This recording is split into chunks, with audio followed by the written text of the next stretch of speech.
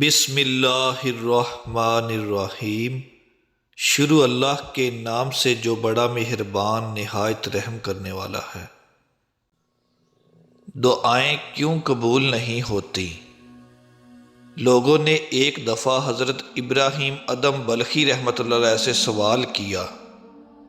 کیا وجہ ہے اللہ تعالی ہماری دعائیں قبول کیوں نہیں فرماتا؟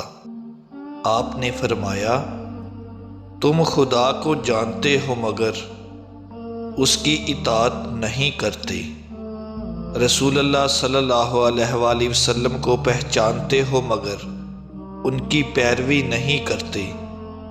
قرآن کریم پڑھتے ہو مگر اس پر عمل نہیں کرتے، اللہ تعالیٰ کی نعمت کھاتے ہو مگر شکر ادا نہیں کرتے، جانتے ہو جنت اطاعت کرنے والوں کے لیے ہے مگر اس کی طلب نہیں کرتے، جانتے ہو دوزخ گناہ گاروں کے لیے ہے مگر اس سے نہیں ڈرتے، شیطان کو دشمن جانتے ہو مگر اس سے دوستی کرتے ہو دور نہیں بھاگتے، خویش و اقارب کو اپنے ہاتھوں سے دفن کرتے ہو مگر عبرت نہیں پکڑتے،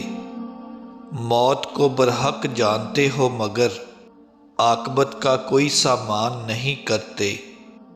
دوسروں کی عیب جوئی کرتے ہو مگر اپنی برائیوں کو ترک نہیں کرتے،